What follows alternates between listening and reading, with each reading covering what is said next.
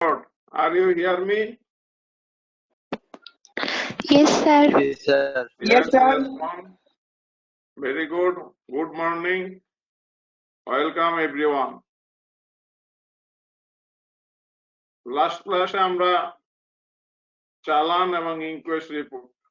Those two are very important for the autopsy. Now the two terms warrant and summon. তোমরা নিশ্চয়ই শুনেছো summon বা warrant, যে আসামির বিরুদ্ধে ওয়ারেন্ট জারি করা হয় বা সামন দেওয়া হয়। দুইটা হচ্ছে গ্রেডের উপরে। আমরা এখন দেখবো যে what is warrant. Warrant means a written order issued from the legal authority, that's the court, regarding the arrest of the accused. বিবাদীকে অ্যারেস্ট করার জন্য অথবা for foreseeable production in the court as a witness, অথবা কোর্টের হাজির নিশ্চিত করার জন্য foreseeable, বাধ্যতামূলক ভাবে কোর্টে হাজির হওয়ার জন্য যে লিখিত একটা আদেশ দেওয়া হয় সেটাকে বলা হয় warrant. That means it is issued from the court and usually from the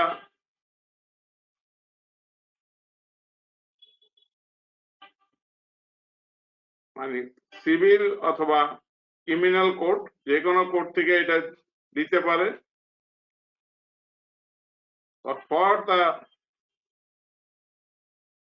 মানে attendance in the court to give the production as a witness, or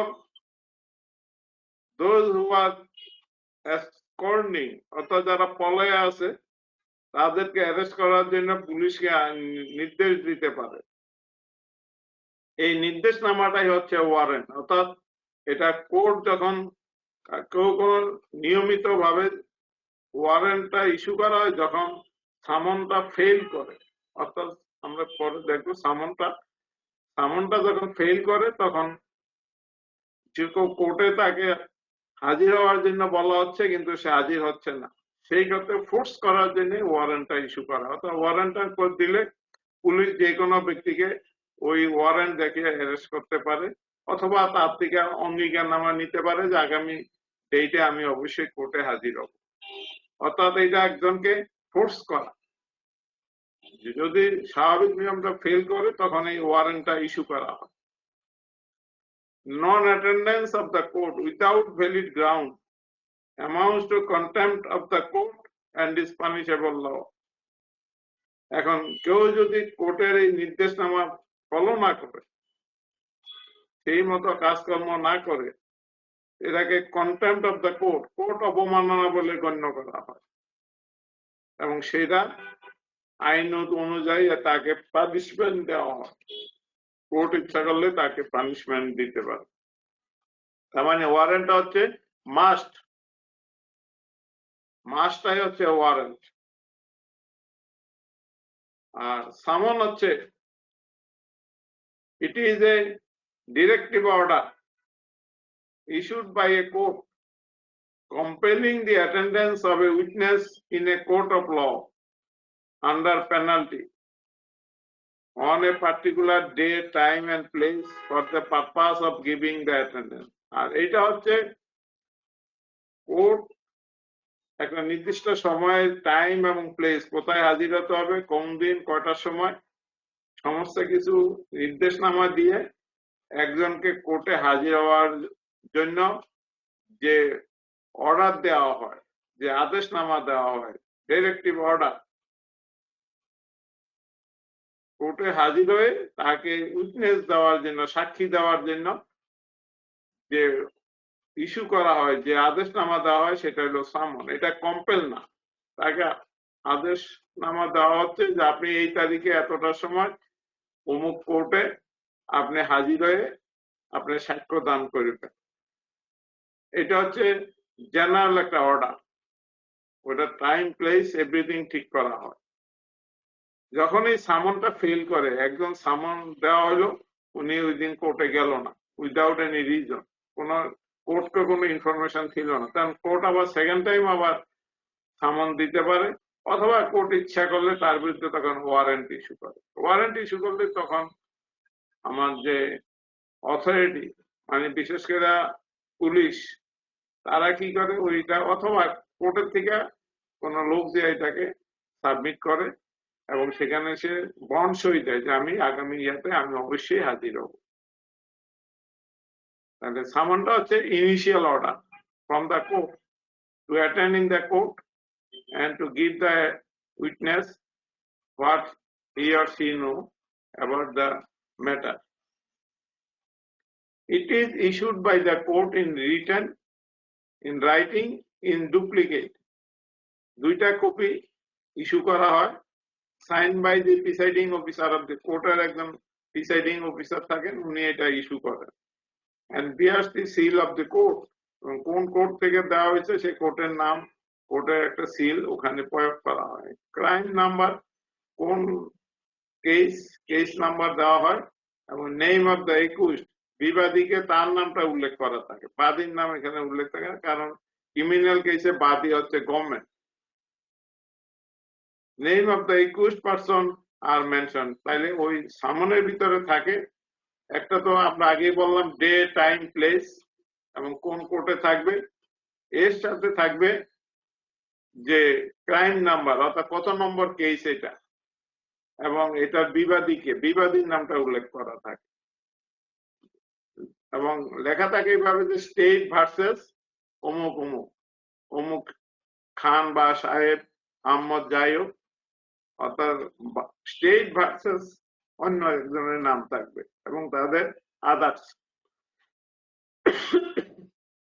অর্থাৎ এই কেসের যে প্রধান বিবাদী তার নামটা থাকে এবং অন্যদের নাম আদার্স দিয়ে উল্লেখ করা হয়। এটা কোর্ট থেকে ইস্যু করা হয়, প্রিসাইডিং অফিসার এটা সই করে এবং কোর্টের একটা সিল থাকে, এটা ডুপ্লিকেট কপিতে ইস্যু করা হয়, যাতে ওই ডুপ্লিকেট যে এটা পৌঁছিয়ে দেয় উনি আগে এটা পৌঁছিয়ে দিয়ে ওনার থেকে একটা সই নিয়ে আসে যে উনি এটা পাইছে। অনেক সময় এটা বাই পোস্টও পাঠানো হয়। সোজা কথা, ওটার ভিতরে টাইম, প্লেস, টাইম, ডেট এবং কেসের নাম্বার এবং বিবাদীর নাম উল্লেখ করা থাকে। ওই অনুযায়ী তাকে কোর্টে হাজির হওয়ার জন্য যে নির্দেশনামা দেওয়া হয়, দ্যাট ইজ দ্য সামন। আর ওয়ারেন্ট হচ্ছে কম্পেল, বাধ্যতামূলক করা হয়। এটা হলো যখন ওয়ারেন্ট দেয় তখন সামন ফেল করে, অর্থাৎ সামন যে তখন হবে না করে, সামন মতো যদি সে কোর্টে হাজির না হয় তখন এটা ইস্যু করা হয়। এখন একটা সামনের ভিতরে ইস্যু করতে হয়, আমরা সামন ইস্যু করার সময় বা সামনের কি কি নিয়ম কানুন ফলো করতে হয়, ইউ মাস্ট নো ইট। যেহেতু তোমরা যদি তখন চাকরি করবে তখন এইরকম সার্টিফিকেট দিলে বা কোন রিপোর্ট দিলে তখন তোমার নামে এরকম সামন আসতে পারে। and what you will do, it is served on the witness by a police officer or an officer of the court or any public servant. যে কেউ এটা দিতে পারে, হয় পুলিশের মাধ্যমে পাঠায় অথবা কোর্টের লোকের মাধ্যমে পাঠায় অথবা অন্য যে কোনো পাবলিক সার্ভেন্ট, এমনকি বাই পোস্টও পাঠাইতে পারে সামনটা। সামনের আরেক নাম হচ্ছে সাপনা, একই নাম সামন্স অথবা সাপনা। এই সাপনা শব্দটা মনে রাখবা, এটা এমসিকিউতে দেয় যে হোয়াট ইজ সাম্পনা, তখন অনেক কিছু লেখা থাকে কোনটা কারেক্ট, ট্রু আর ফলস। দেন যখন এটা ইস্যু করা হইলো এবং একজন পুলিশ অফিসার অথবা কোর্টের একজন লোক অথবা অন্য যে কোনো গভর্নমেন্টের লোক যায়, পোস্ট অফিস যে হোক, যে এটা সার্ভ করে আসে। The witness retains the original copy, আমরা বলছি যে ডুপ্লিকেট কপিতে ইস্যু করা হয়। The witness retains the original copy and returns the other one duly signed by him on the back. যার নাম ইস্যু করা হইলো উনি এটা গ্রহণ করে, অন্য একটা কপি যে অরিজিনালটা ওনার কাছে থাকে আর যে ডুপ্লিকেট কপিটা ওইটার পিছনে উনি সই দিয়ে দেন যে উনি এটা পাইছেন। Someone must be obeyed and if witness fails to attend the court, then সোজা কথা আমরা আগেই বলছি যে এটা অবে করা উচিত, ওইটা অনুযায়ী তার ওই দিন ওই সময়ে যায় তার সাক্ষ্য দেওয়া উচিত। যদি সে অবে না করে অথবা সে কোনো কারণে ফেল করে, দেন যদি সিভিল কেস হয়, is liable to pay damage. Court তাকে, আমরা জানি যে সিভিল কোর্টে কোনো পানিশমেন্ট হয় না, সিভিল কোর্টে তার জন্য ড্যামেজ তার নামে ইস্যু করতে পারে, অর্থাৎ টাকা দিয়ে অথবা অন্য কোনোভাবে এই ড্যামেজটাকে পে করতে হবে তাকে। আর in criminal court, the court may issue notice, তখন কোর্ট তার নামে একটা নোটিশ ইস্যু করতে পারে অথবা ওয়ারেন্ট ইস্যু করতে পারে। নোটিশ দেয় আফটার হিয়ারিং দ্য উইটনেস, যদি নোটিশ পাইয়া উনি কোর্টে এসে তার বক্তব্য দেয়, if it finds that the witness neglected to attend the court without justification or may sentence him to imprisonment or fine or may issue warrant to secure the presence of the witness. সোজা কথা, civil court হইলে বেশি সমস্যা হয় না, damage দিতেও পারে, না দিতে অথবা সেকেন্ড টাইমে তার নামে ইস্যু করতে পারে আবার সাম। আর ইন ক্রিমিনাল কোর্টে যদি সে না যায় তাহলে তার নামে একটা নোটিশ ইস্যু করে এবং ওই তারিখে উনি যখন যায় তার বক্তব্য শুনে কোর্ট শুনে যদি বুঝে যে নেগলেক্ট করতে ইচ্ছাকৃত ভাবে অথবা কোনো জাস্টিফিকেশন ছাড়া সে আসে নাই, তাহলে কোর্ট তাকে সাজা দিতে পারে। কোর্ট তাকে ইমপ্রিজনমেন্ট করতে পারে, ফাইন করতে পারে, অথবা উভয়ের সাজা দিতে পারে, অথবা তার নামে আরেকটা ওয়ারেন্ট ইস্যু করতে পারে। অর্থাৎ নেক্সট টাইম তাকে কম্পেল করা হবে। সাধারণত ওয়ারেন্টটা ইস্যু করে, মানে প্রথমেই তারা ইমপ্রিজনমেন্ট অথবা ফাইন খুব একটা বেশি করে না, ইচ্ছা করলে কোর্ট করতে পারে যদি কোর্ট মনে করে যে আমাকে কন্টেম করা হয়েছে, কিন্তু বেশিরভাগ ক্ষেত্রেই তারা একটা সেকেন্ড টাইম একটা ওয়ারেন্ট ইস্যু করে in case of criminal case. Then the witness may be excused from the attending court if he has delayed an urgent reason. আর যদি কোর্টে নোটিশ দিল সেই অনুযায়ী যদি সে কোর্টকে বলতে পারে, বুঝাইতে পারে, এভিডেন্স দিতে পারে যে আমার এই কারণে খুব আমি আসতে পারি নাই, আমার অ্যাটেন্ড না করার কোনো অনিচ্ছা না, কিন্তু আমি আর একটা ভ্যালিড এবং আর্জেন্ট রিজন, খুব হঠাৎ করে কোনো ইমার্জেন্সি ডেভেলপ করছে সেই জন্য আমি আসতে পারি। কোর্ট যদি এটাকে অ্যাকসেপ্ট করে তাহলে নেক্সট টাইম তার জন্য আবার একটা সামন ইস্যু করে। ইফ এ উইটনেস ইজ সামন বাই, এটা তো গেল কোর্টে আসলে সে কি করবে, সামন পাইলে সে কি করবে। এখন যদি ইফ এ উইটনেস ইজ সামন বাই টু কোর্টস, এখন একই দিনে দুইটা কোর্ট থেকে তার নামে সামন আসলো। বিভিন্ন কেস তোমরা যারা ডাক্তারি করবা, তোমরা ইস্যু সার্টিফিকেট দিলা, রিপোর্ট দিলা, অন্য কিছু দিলা, দেখা গেল যে একই দিনে দুই কোর্ট থেকে তোমার নামে সামন আসতে পারে, ওয়ান ক্রিমিনাল কোর্ট থেকে আর একটা সিভিল কোর্ট থেকে, ধরে নিলাম। Then he should attend the criminal court, তাইলে তুমি ক্রিমিনাল কোর্টে অ্যাটেন্ড করো। আর দ্য ক্রিমিনাল কোর্টে প্রায়োরিটি সিভিল কোর্টের চেয়ে বেশি। যদি সিভিল এবং ক্রিমিনাল কোর্ট থেকে সেম ডেতে দুইটা সামন ইস্যু হয় তাহলে তুমি তো দুইটা একসাথে অ্যাটেন্ড করতে পারবে না। You must attend the criminal court and inform the civil court যে আমি এই কারণে আসতে পারি না, বা শেষ। Higher court has a priority over the lower court irrespective of civil আর ক্রিমিনাল। আমরা জানি যে আমাদের লোয়ার কোর্ট হচ্ছে নিচে ম্যাজিস্ট্রেট কোর্ট, তারপরে ডিস্ট্রিক্টে হচ্ছে জুডিশিয়াল আমার কোর্ট। জুডিশিয়াল কোর্ট বলতে আমার ডিস্ট্রিক্ট সেশন জজ, সেশন কোর্ট, তারপর হচ্ছে হাইকোর্ট, তারপর হচ্ছে সুপ্রিম কোর্ট। এখানে কোর্টের হায়ারার্কি অনুযায়ী নিচের কোর্ট হচ্ছে ম্যাজিস্ট্রেট কোর্ট। এখন ধর একটা ম্যাজিস্ট্রেট কোর্ট থেকে একটা সামন আসলো, আর একটা আসলো ডিস্ট্রিক্ট কোর্ট থেকে, তাহলে হায়ার কোর্ট হচ্ছে ডিস্ট্রিক্ট কোর্ট। এটা আজ সিভিল হোক আর ক্রিমিনাল হোক, হায়ার কোর্ট হইলে হায়ার কোর্টে আগে তোমাকে অ্যাটেন্ড করতে হবে, যে কেসই হোক, সিভিল হোক আর criminal. If a witness receives two summons on the same day from the same type of court, এমন হলো যে দুইটা কোর্ট থেকে আসলো, যে দুইটা কোর্টের একই রকম, হয় সিভিল কোর্ট, দুইটাই সিভিল কোর্ট, অথবা দুইটাই ক্রিমিনাল কোর্ট, দুইটাই সেম কোর্ট, এখানে হায়ার কেউ নাই, then he should attend the court from which he received the summon first. তাহলে যেখান থেকে তুমি আগে সামনটা পাইছো, আগে পাইছো যেটা, ডেটা আলাদা, কিন্তু সামন তো একসাথে নাও আসতে পারে, আগে পিছনে আসতে পারে। যদি সেম ডেতে আসে তাহলে যেটা আগে তুমি রিসিভ করবা, আর যদি আগে পরে আসে তাহলে যেটা আগে রিসিভ করবা সেই কোর্টেই তোমাকে অ্যাটেন্ড করতে হবে। তাইলে আমরা সামন পাইলে আমরা কি করবো, একটা সামারি যদি আমরা এখন করি, if we do the summary, সামন পাইলে you must attend the, you should attend the court.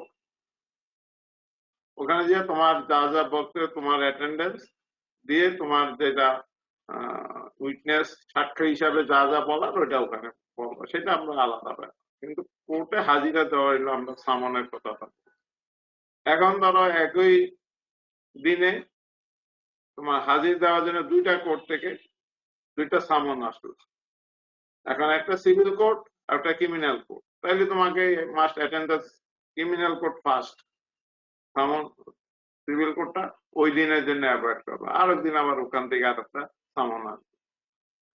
আর যদি সেম কোর্ট সিভিল হোক আর ক্রিমিনাল হোক, যদি হায়ার কোর্ট এবং লোয়ার কোর্ট দুই জায়গার থেকে আসে, তাহলে হায়ার কোর্টকে তোমাকে দেওয়া ফার্স্ট অ্যাটেন্ড করতে হবে। আর যদি একই দিনে দুইটা সামন আসে একই রকম কোর্ট থেকে, তাইলে যেটা তুমি আগে রিসিভ করছো সেখানে আগে অ্যাটেন্ড করবে, আর সিভিল হোক আর ক্রিমিনাল, যদি সেম টাইপ অফ কোর্ট হয়। যদি ক্রিমিনাল কোর্টে যেটা আগে পাইছো ওখান থেকে যাবা আগে, আর অন্য কোর্টকে ইনফরমেশন। আর যদি হায়ার হয় তাহলে এনি টাইম সিভিল হোক criminal, higher court give the priority. এই হচ্ছে সামন পাওয়ার পরে তোমাদের what you will do. It is very important for viva purpose and also in the written purpose. Then witness, আমরা কোর্টে যাই সাক্ষী দেওয়ার জন্য বা এভিডেন্স দেওয়ার জন্য। এখন হোয়াট ইজ উইটনেস? উইটনেস হচ্ছে, এ উইটনেস ইজ এ পারসন, এটা একটা ব্যক্তি, who gives evidence regarding the fact, অর্থাৎ ওই ঘটনা সম্বন্ধে সে কি জানে, ঘটনা সম্বন্ধে তার যা তথ্য আছে, এভিডেন্স, ওই বিষয়ে তার কাছে যেসব মূল্যবান ইনফরমেশন আছে, বাই এনি কাইন্ড, অথবা মুখে অথবা অন্য যেভাবে হোক, এভিডেন্স যেটা উনি ওই বিষয়ে কিছু জানেন, সেটা সম্বন্ধে কোর্টে প্রডিউস করার জন্য যিনি যান তাকে বলা হয় উইটনেস। অর্থাৎ এই witness is a person who gives evidence regarding facts, অর্থাৎ ঘটনার সম্বন্ধে উনি যা জানেন এটা দেওয়ার জন্য এভিডেন্স, মানে কোর্টে যখন ঘটনাটা বয়ান করা হয় সেটাকে এভিডেন্স বলা হয়। All persons are competent to testify unless they are prevented from understanding the questions put to him due to tender years or extreme old age or disease. অর্থাৎ সব ব্যক্তি কোর্টে সাক্ষী দেওয়ার জন্য উপযোগী, শুধুমাত্র যারা টেন্ডার ইয়ার্স, অর্থাৎ যারা অল্প বয়স, অপ্রাপ্ত বয়স্ক, অথবা যাদের খুব বেশি এক্সট্রিম এজ, অথবা কোনো রোগের কারণে যার পক্ষে যাওয়া সম্ভব না, এই তিন ক্যাটাগরি বা অর্থাৎ আন্ডার এজ, টেন্ডার এজ মানে যা অপ্রাপ্ত বয়স্ক, যার বুঝার ক্ষমতা এখনো হয়নি, এই এক, আসলে যার এক্সট্রিম এজ 90-100 বছর হয়ে গেছে, যার পক্ষে এখন শোনাও বলা যার জন্য খুব কষ্টকর, চলাফেরা কষ্টকর, অথবা যে রোগের কারণে ভুগতেছে, এই তিন ক্যাটাগরি বাদে আর যে কোনো ব্যক্তিকে কোর্ট সাক্ষী দেওয়ার জন্য কমপ্লেন করতে পারে, তাকে বলতে পারে, তার বিরুদ্ধে সামন ইস্যু করতে পারে, ওয়ারেন্ট ইস্যু করতে পারে। Then very important one is the conduct money. Conduct money হচ্ছে এটা only in the civil court, not in criminal court. It is the fee offered or paid to a witness in civil cases at the time of serving the summons to meet the expenses for attending the court. একটা লোক কোর্টে আসবে, সাক্ষী দেবে, ওই দিন তার কাজকর্ম বন্ধ হয়ে যাবে, ওই দিনের কোনো কাজ করতে পারবে না, তাহলে এই যে তার একটা ক্ষতি। সে যদি ডেইলি লেবার হোক অথবা অফিসিয়াল লোক হোক, যেটা হোক, তার ওই দিন তার নর্মাল কাজ থেকে সে বিরত থেকে তাকে কোর্টে এসে হাজিরা খেতে হবে। এই কোর্ট যখন হাজিরা দেয়, in case of civil case, the amount to be paid will be decided by the judge. তাহলে কত টাকা তার এই আসলে টাকাটা দেওয়া হয়, তার আসা যাওয়া এবং খাওয়া খরচ ওই দিনের হিসাব করে একটা অ্যামাউন্ট তাকে জাজ করে দেওয়া হয়, এবং এই টাকাটা কত দেবে এটা কোর্ট সিদ্ধান্ত দিয়ে দেয়। But in criminal cases, no such fee to be paid during the summons serving. কিন্তু সিভিল কেসে শুধু এই টাকাটা দেওয়া হয়, ক্রিমিনাল কেসে এই জাতীয় কোনো টাকা দেওয়ার নিয়ম নাই, ও টাকা দিতে পারবে না। এটা হলো নিয়মের কথা, কি হয় সেটা হলো অন্য কথা। তাহলে কন্ডাক্ট মানিটা হচ্ছে, it is only paid in the civil cases where the witness is given to meet the expenses for attending the court. কোর্টে আসা যাওয়া খরচ, খাওয়া দাওয়ার একটা খরচ আছে তার, এটা যখন তার নামে সামন ইস্যু করা হয় তখন তাকে একটা অ্যামাউন্ট তার জন্য বরাদ্দ করে দেওয়া হয়। এটা আমরা আগে বলছি, civil case is not between the state, it is the between the two man or two parties. তাহলে যে পার্টি তাকে হাজির দেওয়া, যে পক্ষে তাকে হাজির দেওয়ার জন্য কোর্টে সাক্ষী হিসেবে রাখছে, সেই পার্টি তাকে এক্সপেন্স দেবে, অপোজিট পার্টি। যেই পার্টি সাক্ষী পক্ষে সে সাক্ষী দেবে, এখানে বাদী বিবাদী দুইজনেরই সাক্ষী থাকে, এবং সিভিল কেস তো সাক্ষীর উপরে, কাগজপত্রের উপরে নয়। তাহলে যিনি সাক্ষী দেওয়ার জন্য আসবেন তার ওই দিনের খরচ বহন করার জন্য যে টাকাটা দেওয়া হয় সেটাকে বলা হয় কন্ডাক্ট মানি। এবং only in case of civil case, in criminal case there is no conduct money. Civil কেসে কোনো কন্ডাক্ট মানি দেওয়া হয় না। দেন সাক্ষী আমরা বললাম কয় প্রকারের সাক্ষী আছে, টাইপস। একটা হলো কমন উইটনেস, আর একটা হচ্ছে এক্সপার্ট উইটনেস।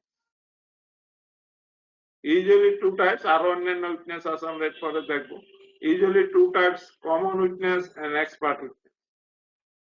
Common witness মানে কি? Common witness is a person who gives the evidence about the facts observed or perceived by him.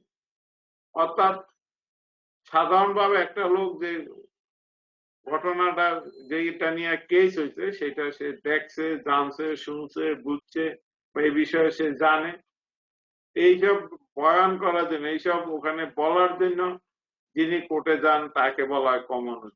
অর্থাৎ যারা নর্মাল সাক্ষ্য দেয়, অর্থাৎ ঘটনাটা দেখছেন, কি কি দেখছেন উনি বলেন, বা কি ঘটছে উনি দেখছেন, বা ঘটনার পরে আগে পরে কি হয়েছে যিনি এটা দেখছেন উনি বলেন। এইগুলি হচ্ছে অর্থাৎ ঘটনা সম্বন্ধে যিনি যা জানেন সেটা উনি যিনি কোর্টে ওই বিষয়ে সাক্ষী দেন তাকে বলা হয় কমন উইটনেস, যেটা জেনারেল পিপল সাক্ষী দেন, that is the common witness. আর এক্সপার্ট উইটনেস হচ্ছে যিনি এক্সপার্ট, নামই বলে দিচ্ছে এটা এক্সপার্ট লোক, অভিজ্ঞ লোক। He is a person who has been trained or is skilled or has knowledge, experience or education in technical and scientific subjects and capable of drawing opinions and conclusion from the facts observed by himself or noticed by others. সোজা কথা হইলো expert witness শুধু ঘটনাটা দেখে আর বয়ান করবে না, অর্থাৎ যার ওই বিষয়ে দেখে ওইটার সম্বন্ধে একটা ওপিনিয়ন দেওয়ার ক্ষমতা থাকবে, অথবা ওই বিষয়ে তার একটা মতামত দিতে পারবে, অথবা ওই বিষয়ে একটা সিদ্ধান্ত জানাইতে পারবে, অথবা এই বিষয়ে উনি অন্য কোনো কিছু বলতে পারে, অর্থাৎ বিজ্ঞের মতো যিনি সাক্ষ্য দিতে পারবেন তাকে বলা হয় এক্সপার্ট। এক্সপার্ট কারা? যেমন ডাক্তাররা। ডাক্তার শুধু ঘটনা না, ঘটনাটা এটা সিম্পল না গ্রেভিয়াস, হ্যাঁ, কোন উইপেন দ্বারা করা হয়েছে, এগুলিতে যারা সাক্ষী এরা শুধু দেখে বলতে পারবে, আর ডাক্তাররা না দেখেও বলতে পারবে। আমার ইনজুরিটা দেখে যে ঘটনাটা শরীরে আছে সেটা দেখে উনি একটা কনক্লুশন দিবেন, ওপিনিয়ন দেবেন। ডাক্তাররা যখন সার্টিফিকেট দেয় ওখানে ওপিনিয়ন থাকে যে এটা কি জাতীয় ইনজুরি, কত সময় আগে ঘটছে, এটা তো আর এক্সপার্ট ছাড়া কেউ বলতে পারবে। সেই জন্য ডাক্তাররা হচ্ছে এক্সপার্ট। সেরকম ফায়ার আর্ম এক্সপার্ট, বন্দুকের গুলি ইউজ করা হয়েছে, ফায়ার করা হয়েছে, এখন ওইটা দেখে এবং ওই বিষয়ে যিনি সিদ্ধান্ত বলতে পারবেন যেটা কোন জাতীয় ফায়ার আর্ম ইউজ করা হয়েছে, কখন না করা হয়েছে, এইটা যারা ফায়ার আর্ম এক্সপার্ট তারা ওপিনিয়ন দিতে হয়। যারা ফিঙ্গারপ্রিন্ট, কোথায় আঙুলের ছাপ পাইছে, এই ছাপটা অ্যানালাইসিস করে ওনারা বাইর করবেন যে কে কার এটা আঙ্গুলের ছাপ, তাহলে এগুলো হচ্ছে এক্সপার্ট। তাহলে ডাক্তার এক্সপার্ট উইটনেস। ডাক্তার কি কমন উইটনেস হতে পারে? Can you understand whether doctor can be a common witness? Yes. Yes. কখন? How? When? স্যার, যদি কোনো ডক্টর ক্রাইমটা নিজের চোখে দেখে। হ্যাঁ, ভেরি গুড। যখন নিজে দেখছে, অর্থাৎ সাধারণ উইটনেসের মতো উনি সাক্ষ্য দিবেন। আবার যখন ডাক্তার হিসেবে দিবেন, দেন হি ইজ এক্সপার্ট। তাহলে একই ব্যক্তি যখন ঘটনাটা সাধারণভাবে উনি সাক্ষ্য দিবেন অন্যান্য জেনারেল লিকুয়ের মতো, then doctor is a common witness. আর যখন উনি ওই ঘটনার প্রেক্ষিতে শরীরে যেসব ইঞ্জুরি হয়েছে ওই জাতীয় যদি উনি একটা সার্টিফিকেট দেন, তাহলে ওখানে যিনি যে ওপিনিয়ন দিবেন বা ওখানে যে ঘটনার কেন ঘটনা কিভাবে ঘটছে এগুলি সম্বন্ধে যিনি এক্সপার্টের মতো ওপিনিয়ন দিতে পারবেন, তখন উনি ডাক্তার উঠবে expert. So doctor may be a common witness, may be a expert. Very good. Then hostile witness. This is the fallacy, one type of witness. Hostile witness. Hostile অর্থ বাংলায় বলা হয় বৈরী। যদি পেপারে দেখো মাঝে মাঝে লেখে যে অমুকে বৈরী সাক্ষী। বৈরী মানে যিনি বিরুদ্ধাচারণ করেন, অর্থাৎ যাকে ভাবা হয়েছিল আমার পক্ষের লোক, সে অন্য পক্ষে আমার পক্ষের মতো সাক্ষ্য দেয় না। কারণ আমরা আগে বলছি সাক্ষী দুই পক্ষেই থাকে, বাদী বিবাদী দুই পক্ষেই সাক্ষী থাকে। Hostile witness is a person, is one who is supposed to have some interest or motive for concealing part of the truth. যার মোটিভ আছে অথবা ইন্টারেস্ট আছে, তার এই বিষয়ে কোনো নিজস্ব কোনো ধ্যান ধারণা আছে অথবা নিজের কোনো স্বার্থ আছে। Concealing the part of the truth, যা ঘটনা ঘটছে সেটাকে গোপন করা তার কোনো শখ আছে, ইন্টারেস্ট আছে, অথবা purposely make statements country to the fact, অথবা ইচ্ছাকৃতভাবে যা ঘটনা ঘটছে তার উল্টাটা কথা উনি বলেন, অথবা to what he has already said in the lower court or in the same court on a previous occasion, অথবা আগে যেই রকম সাক্ষীর কথা বলছিল আবার যখন সেকেন্ড টাইমে উঠানো হয়েছে তখন উনি অন্যরকম কথা বলছেন। The ordinary as well as expert witness may become hostile. তাইলে হোস্টাইল হচ্ছে সেই সাক্ষ্য যে নিজের ইন্টারেস্টে অথবা তার কোনো উদ্দেশ্য নিয়ে যা ঘটনা ঘটছে তার বিপরীতে সাক্ষ্য দেয়। আসলে ব্যাপারটা হচ্ছে কি, যেই পক্ষের উনি সাক্ষী দিতে আসছেন সেই পক্ষের মতো যদি উনি সাক্ষ্য না দেন, সেই তখন হোস্টাইল উইটনেস। সত্য মিথ্যা তো পরের কথা, এটাকে জাজ বিচার করবে যে কার পক্ষে, দুই পক্ষেই তো কথা বলে, দুই পক্ষেই সাক্ষ্য দেয়, ওখানে এক পক্ষ একরকম বলে অন্য পক্ষ আর এক রকম বলে।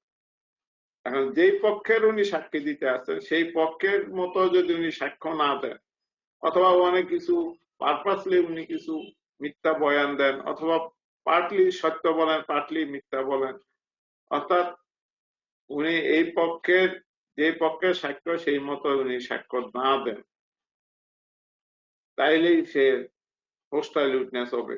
এটা অর্ডিনারি যারা তারা হইতে পারে, যারা এক্সপার্ট উইটনেস তারা, অর্থাৎ তার সাক্ষ্যের মধ্যে কোনো গলদ থেকে যাবে।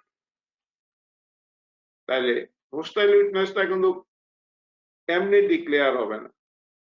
The court will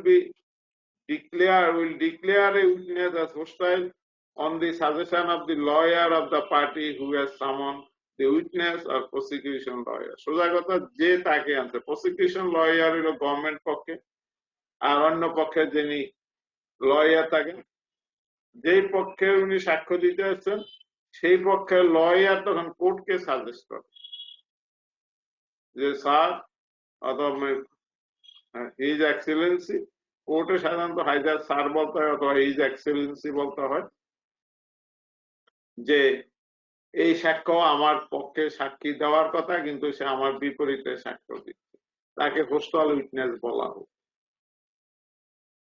দেন উনি কোর্টকে সাজেস্ট করেন, এন্ড এই সাজেশনের প্রেক্ষিতে অন ডিক্লারেশন অ্যাজ হোস্টাইল, তখন কোর্ট তাকে হোস্টাইল বলে ঘোষণা দেবে। কোর্ট করবে, court will declare a witness as hostile, then he can be cross-examined by the same side lawyer.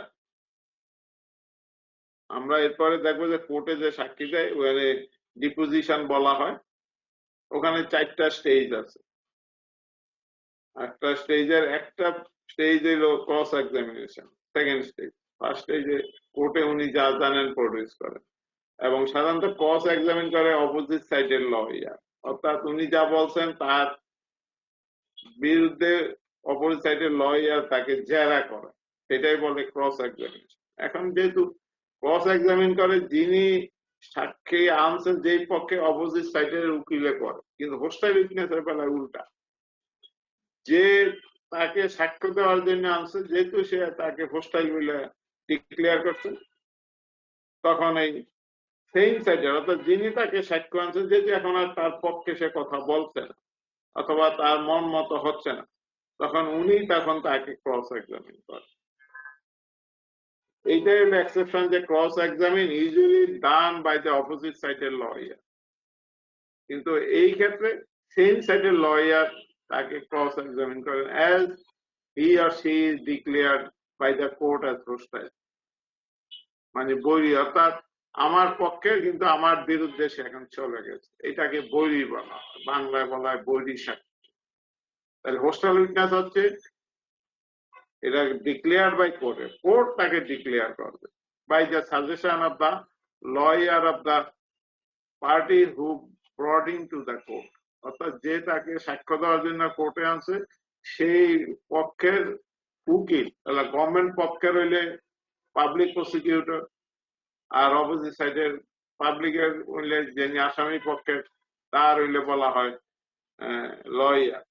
সেই লয়ার অথবা পাবলিক প্রসিকিউটর যারই হোক, যিনি আনছেন উনি তখন কোর্টকে সাজেস্ট করেন যে স্যার তাকে আমি আর আমার পক্ষের লোক সাক্ষী বলে মনে করছি না, তাকে হোস্টাইল বলে ঘোষণা করো।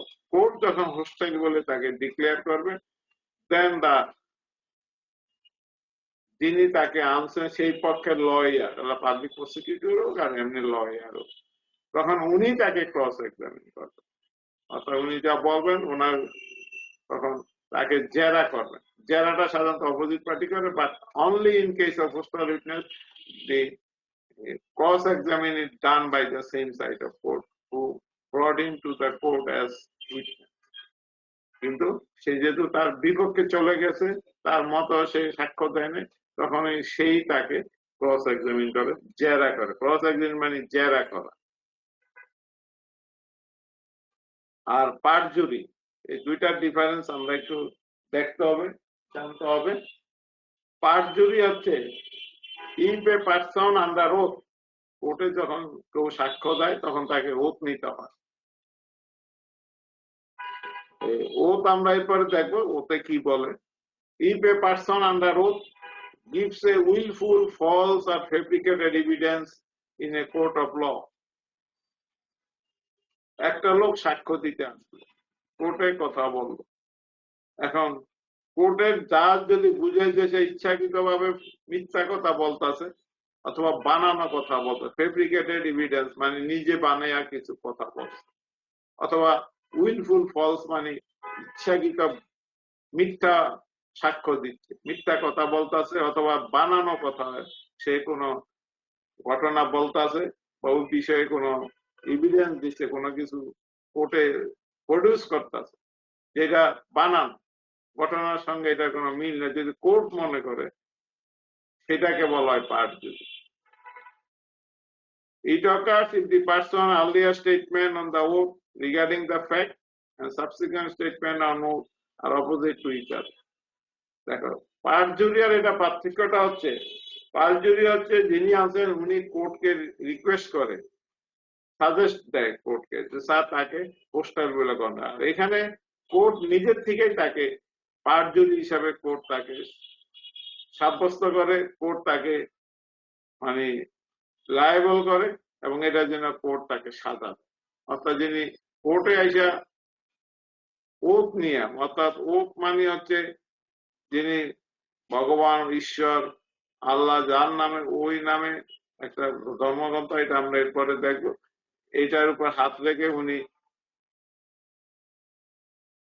সোজা কথা উনি স্বীকার করেন অথবা উনি নিজেকে প্রডিউস, সত্য বলল, সত্য ছাড়া মিথ্যা বলবে না, এইভাবে যখন উনি একটা প্রতিজ্ঞা করেন, ওথ মানে হলো প্রতিজ্ঞা করা, যখন উনি প্রতিজ্ঞা করেন সে প্রতিজ্ঞা ভঙ্গ করে, যদি কোর্ট মনে করে যে উনি প্রতিজ্ঞার মতো সাক্ষ্য দেয় না, মিথ্যা সাক্ষ্য দিচ্ছে, কোর্ট তখন তাকে পারজুরি হিসাবে গণ্য করে। The witness is liable to be prosecuted for the perjury, with the imprisonment may extend to 7 years.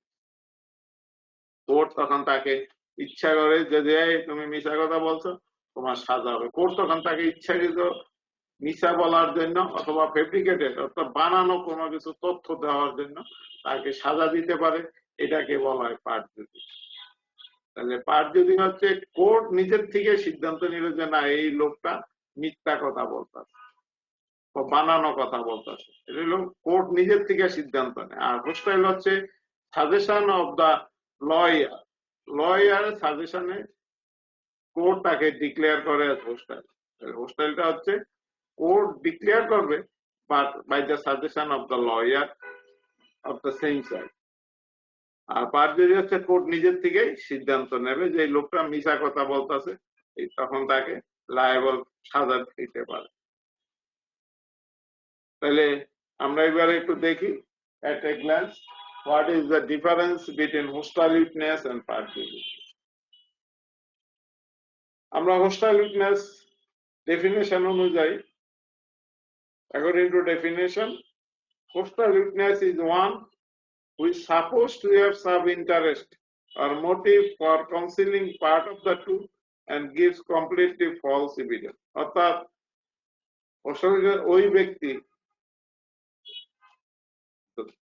Suppose ধারণা করা হয় যে তার কোনো নিজের ইন্টারেস্টে অথবা অন্য কোনো উদ্দেশ্যে সে সত্যের কিছু কনসিল করে গোপন করতেছে অথবা পুরাপুরি মিথ্যা বয়ান সে কোর্টে দিয়েছে। আর পারজুরি হচ্ছে if a person gives false evidence in a court of law under oath is called perjury। আর ওটা হলো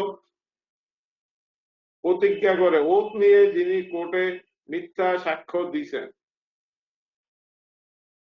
কোর্টে যিনি ওথ নিয়ে মিথ্যা সাক্ষ্য দিচ্ছেন সেটাকে বলা হয় perjury. Evidence conceal part or completely or may completely false, and in case of perjury always false।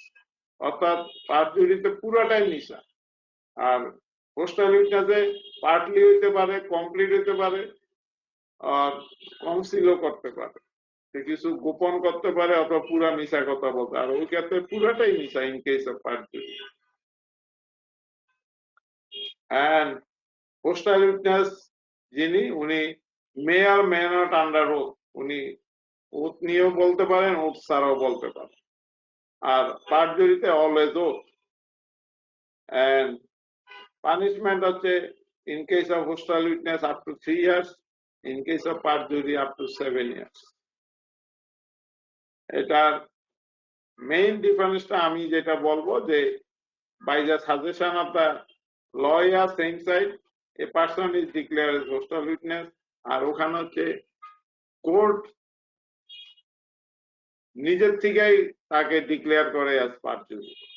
অর্থাৎ কোর্ট যখন বুঝে ফেলছে যে সে মিথ্যা কথা বলছে, যে সে ফলস এভিডেন্স দিচ্ছে, তখন কোর্ট তাকে ডিক্লেয়ার করে, অর্থাৎ কোর্ট তাকে সাজাই দিয়ে দেয়, ডিক্লেয়ার করার দরকার না, অ্যাজ এ পারজুরি। আর হোস্টাইল উইটনেসে আমার উকিলের, লয়ারের অথবা পাবলিক প্রসিকিউটরের সাজেশন মতো কোর্ট তাকে ডিক্লেয়ার করে অ্যাজ হোস্টাইল। এটাই হচ্ছে মেইন ডিফারেন্স। এবং এখানে আমার পার্টলি কনসিল করতে পারে অথবা ফলস এভিডেন্স পার্টলি দিতে পারে অথবা কমপ্লিট দিতে পারে, ওখানে অলওয়েজ ফলস এভিডেন্স দেয়। আর এখানে ও তো হইতে পারে, আন্ডার ওথ ছাড়াও হতে পারে, বাট ওখানে অলওয়েজ আন্ডার দ্য ওথ। এবং পানিশমেন্ট আপ টু 3 years, আর এখানে up to 7 years। Then what is oath? আমরা এতক্ষণ ধরে ওথ বলতেছি। What is oath? It is a declaration required by the law, which is compulsory and holds the witness responsible for consequence of his evidence. এটা হচ্ছে আইনগতভাবে একটা প্রয়োজনীয় জিনিস। ডিক্লারেশন অর্থাৎ তার বক্তব্য সে ডিক্লেয়ার দিচ্ছে নিজের থেকে, which is compulsory and holds the witness responsible for consequence of it। অর্থাৎ সে প্রতিজ্ঞা করে এটা দিচ্ছে এবং এটার জন্য যে সাক্ষ্য দিচ্ছে ওটার জন্য সে লায়াবল হবে। যদি সে সাক্ষ্যের ভিতরে কোনো ভুল কোনো তথ্য দিয়ে থাকে, সে তথ্যের জন্য সে লায়াবল হবে। এবং the witness should take oath as follows।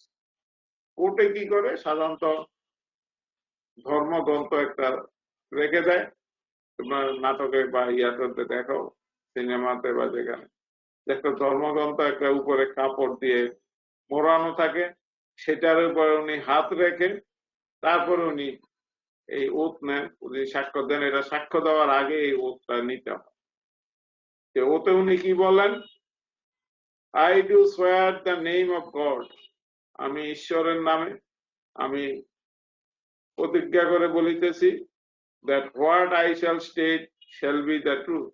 আমি যা বলিব সত্য বলিব, the whole truth, সর্ব সত্য বলিব, and I nothing but the truth। এবং কোন সত্য বিনা কোন মিথ্যা বলবো না।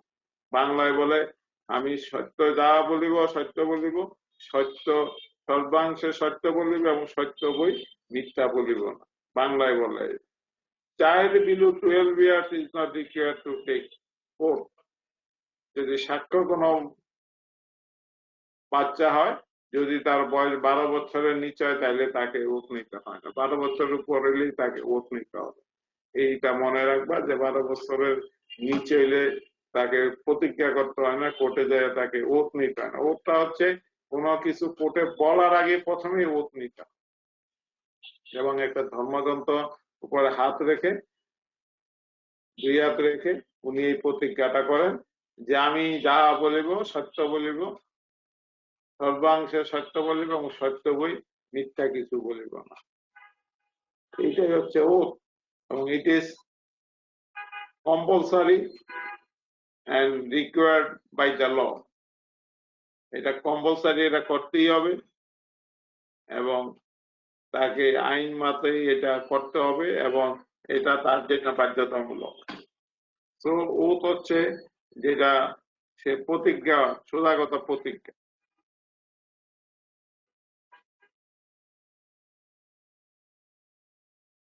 আমরা এভিডেন্সটা আজকে যাচ্ছি না, একটু আস্তে আস্তে আমরা পড়াই এভিডেন্স পড়ব। তাহলে আজকে যা পড়াইলাম, মেইন হচ্ছে হোস্টাইল উইটনেস, 2 প্রকারের উইটনেস। এর আগে আমরা পড়াইছি সামন এবং ওয়ারেন্ট কি। সামনে আমরা পাইলে আমরা কি করব, এবং যদি একই ডেটে দুইটা সামন আসে তাহলে কোন সামনে আমরা অ্যাটেন্ড করব, কোনটা আগে প্রায়োরিটি দেব, আমরা এই বিষয়গুলি আলোচনা করব। আচ্ছা, তার আগে আমি তোমাদের আবার একটা প্রশ্ন করি। You must give the answer by oath. সত্য কথা বলবা যে তোমরা বই কালেকশন করছো কিনা, কিনছো কি কিনা, আমার বই কালেকশন করছো কিনা। Anyone collect any forensic medicine book or booklet or guide বই, যেটাই হোক, কোন বই তোমাদের সংগ্রহের ভিতরে আছে কি না? স্যার আছে স্যার। কি বই? Sir guide. গাইড নিছ, ভেরি গুড। যেটাই নাও, আমার কথা হলো একটা থাকলে আমরা পড়াইলে, আমি বলি না যে তোমরা এখন মুখস্থ করো, কারণ তোমাদের সামনে প্রব পরীক্ষা আছে। তোমরা শুধু আমরা যেদিন যেটা পড়াই একটু বইটা উল্টিয়ে দেখবে এবং ওইটা একটু চোখ বুলিয়ে যাবে। জাস্ট আমরা যে কথাগুলি বলি, এই কথাগুলি আরেকবার ওখানে আরেকবার একটু চোখ বুলিয়ে নেবে। আমি বুঝার জন্য, জাস্ট একটু বুঝার জন্য, এখন শুধু বুঝে রাখো, মুখস্থ করার কোনো প্রয়োজন নেই। বুঝে রাখো, বুঝে রাখার জন্য একটা বই লাগবে। আর কেউ কোনো বই কালেকশন করছো? জি স্যার। কি বই? Guide sir. গাইড, ঠিক আছে, সবাই গাইড করছো। আমি বলতাম যে গাইডের সাথে আচ্ছা পরবর্তীকালে তবে আমি বলবো মন্দের ভালো, একেবারে কিছু না করাচ্ছে একটা বই কালেকশন করছো, বইটা কি উল্টিয়ে দেখো? সত্যি কথা বলবো। জি স্যার। হ্যাঁ, যেদিন পড়াই ওই দিনে উল্টিয়ে দেখো, এরপর আর ওই চ্যাপ্টার দেখার দরকার নাই। কারণ হচ্ছে আমি তোমাদেরকে বলি, ইম্পর্টেন্সটা হচ্ছে যে এখন যা পড়াচ্ছি এইটা এখন আরেকবার বই উল্টিয়ে দেখলে তুমি, আর এখন যেহেতু পরীক্ষার কোনো ডেট দেয় নাই, এখন কিছুটা হইলো তোমরা কিছুটা রিল্যাক্সে আছো। ওই সময় একটু যদি বই উল্টে আবার দেখো তাহলে এটা তোমাদের মনে থাকে। আবার আমি বলি তোমাদের নেক্সট ইয়ারে কিন্তু আমরা কোর্স 1 বছর পাবো না, আমি আগেই বলে দিই। এই আমরা যা পড়াচ্ছি এটি আর রিপিট করা বোধহয় সম্ভব হবে না। কাজেই তোমরা একটু পরে বুঝে রাখো, যদি টাইম পাই আমরা করব। কিন্তু আমার মনে হচ্ছে এখন যেভাবে আগাচ্ছে, যেভাবে ঘটনা হচ্ছে, তোমাদের ইয়ারের ভেরি ইম্পর্টেন্ট, সময়ের ভেরি ইম্পর্টেন্ট। এই যে এখন পরবর্তী ইয়ার থেকে মাসের পর মাস ইউজ হয়ে যাচ্ছে। সাধারণত আমরা মে জুনে পরীক্ষা আরম্ভ হয়, হইতে হইতে শেষ হইতে জুলাইতে চলে যায়, জুলাইয়ের পর আমরা অগাস্ট থেকে একদম ক্লাস আরম্ভ করেছি। ঠিক আছে, সেই হিসাবে 1 বছরের কোর্স শেষ করা রিয়েলি আমাদের জন্য খুব টাফ হয়ে যায়। আর আমরা তারপরও কোর্স শেষ করে দিই, যেগুলি যেগুলি মেইন চ্যাপ্টার সেগুলি আমরা শেষ করে দিই, বা পরীক্ষায় যা যা আসে বা যেগুলি তোমাদের প্রয়োজন। আর আমরা অগাস্ট থেকে মোটামুটি ফুল ক্লাস, সেই জায়গায় এখন দেখো ডিসেম্বর হয়ে যাচ্ছে। তোমাদের ইয়ার থেকে নেক্সট ইয়ার থেকে কিন্তু এই মাস 5 মাস অলরেডি চলে যাচ্ছে। তাহলে নেক্সট ইয়ার হয়তো তোমরা 1 বছরের জায়গায় হয়তো কম সময় পাবা, মেবি। এটা হলো আমার ধারণা। কারণ আমরা চাই না যে তোমাদের টোটাল ইয়ার থেকে কোনো আরো যোগ হোক। এমনিতে মেডিকেলে পোলাপাইনের এমনি যোগ হয়ে যায়, তারপরে আর আন্ডার আনএভয়েডেবল সার্কামস্টেন্সেস আরো সময় তোমাদের পার হয়ে যাবে, এটা আমরা চাই না। সেই জন্য আমরা এখন যা পড়াচ্ছি এগুলি আর রিপিট করা সম্ভব হবে না মোস্ট প্রবাবলি। এবং সেই জন্য আমরা এখন যা পড়াই এগুলি একটু দেখবা, বুঝবা। যদি কোথাও বুঝতে অসুবিধা নেক্সট ক্লাসে আমাদের সাথে আলাপ করে, যেমন আজকে পড়াচ্ছি, আবার আমি ধরো আগামী সপ্তাহ আমার ক্লাস আছে, যেহেতু ফার্স্ট উইক হিসাবে আমি তো first, third and fifth week নিই, আর আমার শাহজাহান সাহেব সেকেন্ড এবং ফোর্থ উইক নেই। তোমরা যদি আগের ক্লাসে কোনো এরকম পড়ার পরে কোথাও বুঝতে অসুবিধা, you may ask, you are মানে freedom to ask any question what we have taught you in the previous class. তাইলেও কি তোমাদের বুঝার যদি কোনো অসুবিধা থাকে, এবং থাকতেই পারে যেহেতু তোমরা ইনিশিয়ালি পড়তেছো, এবং ইনিশিয়ালি যেগুলি পড়াই আমরা সেইভাবে কিন্তু আমরা পড়াচ্ছি, সেভাবে আমরা কিন্তু কঠিন বিষয়ের দিকে যাচ্ছি না। আমি এই লিগ্যাল অ্যাফেয়ার্সটা শেষ করেই কিন্তু আমি উইপেনের ভিতরে চলে যাব, যেটা তোমাদের একদম আরো ভেরি প্র্যাকটিক্যাল পারপাসে, যেগুলি তোমাদের আরো বেশি লাগবে, আরো বেশি বুঝতে হবে। সেই জন্যই এখন যা পড়াচ্ছি রিল্যাক্স মুডেই পড়াচ্ছি, অল্প অল্প করে আমি পড়াচ্ছি, বেশি পড়াচ্ছি না।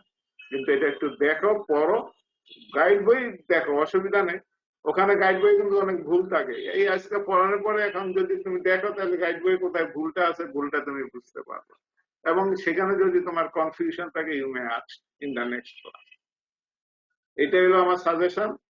এবং আমি বলবো যে এখন যেদিন পড়াই ওই দিন অন্তত ওই চ্যাপ্টারটা বা ওইটুকু বিষয় একটু উল্টিয়ে চোখ বুলিয়ে নেবা, এবং ওখানে কোনো ভুল থাকলে সংশোধন করে নেবা, কনফিউশন থাকলে নেক্সট ক্লাসে আমাকে জিজ্ঞাসা করো, বা শাহজাহান সাহেব পড়ালে শাহজাহান সাহেবকে তোমরা জিজ্ঞাসা করো। এটা you have the freedom to right ask any question regarding the subject. ঠিক আছে? তো আমার পড়ানোর টাইম প্রায় শেষ। তোমাদের বোধহয় নেক্সট ক্লাস আছে কয়টা? 11টায় স্যার। ক্লাস আছে? হ্যাঁ, 11টার সময় স্যার। 11টায় আছে। ওটা তো বোধহয় তোমাদের অরিজিনাল সাবজেক্ট মনে হয়। আচ্ছা, যাই হোক, আমি আর বেশি আজকে পড়াবো না। নেক্সট ক্লাসে আমরা আবার এভিডেন্স নিয়ে পরে যাব। এখন আজকে যে পর্যন্ত পড়াইলাম, ওত পর্যন্ত পড়াইলাম, এটা আমরা এভিডেন্স আগামী সপ্তাহে পড়বো। আগামী সপ্তাহে আমার ক্লাস আছে। আজকে যা পড়াইলাম, summon, witness, perjury, hostile witness and oath, এই কয়টা জিনিস একটু বই উল্টিয়ে দেখো। ওখানে আরেকবার দেখে যদি বুঝতে পারো, অসুবিধা, ওখানে যদি কোনো ভুল থাকে, আমি জানি না কোথাও কোথাও একটু একটু মাঝে মাঝে ভুল থাকে, সেগুলি সংশোধন করে নিও, বা বুঝতে যদি আবার অসুবিধা, you may ask in the next class. তাই আর any question regarding today's learn lesson? Sir, যারা ধর্ম বিশ্বাস করে না তারা কি বলে? আচ্ছা, তারা কি বলবে? আজ এ ভেরি গুড কোশ্চেন। যে যারা ধর্ম বিশ্বাস করে না, কিন্তু তাকে যদি সাক্ষ্য দিতে হয়, তাকে ওত নিতে হবে। সেই জায়গায় by the name of Allah, by the name of God, ঈশ্বর, যাই হোক, সে যদি না বলতে চায়, না বলবে। কিন্তু তাকে আগে ইয়া করতে হবে যে আমি এই জাতীয় কিছু নাই, আমি কোনো ধর্মগ্রন্থ হব না।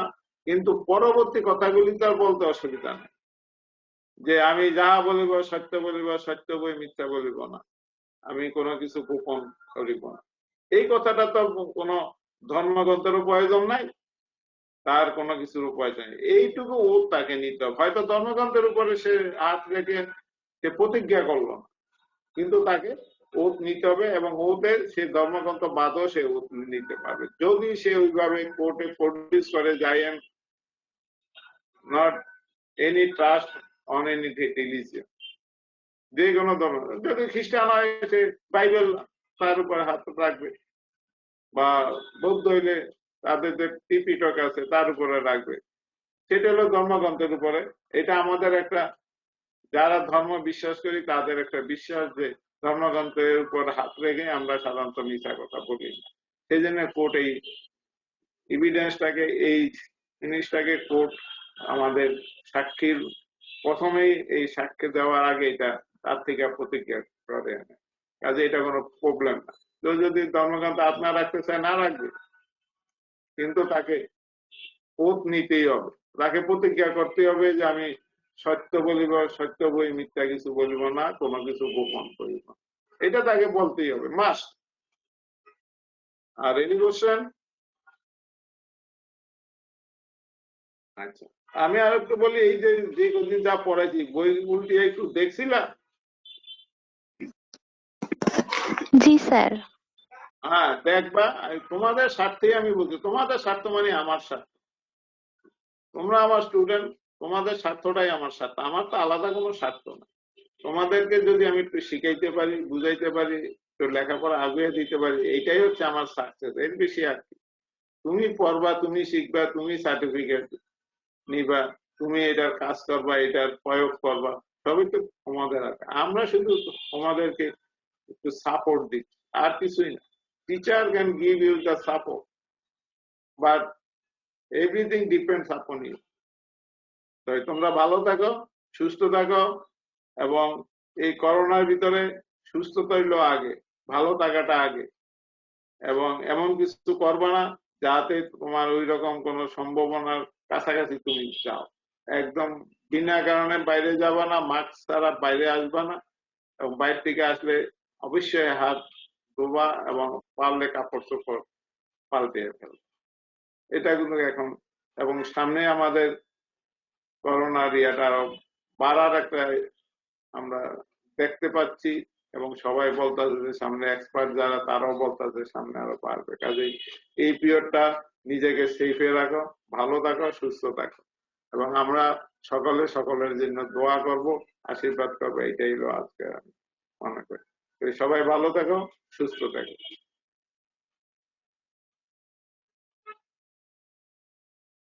ওকে, যদি আর কোনো কোশ্চেন না থাকে আমি এখানেই শেষ করছি।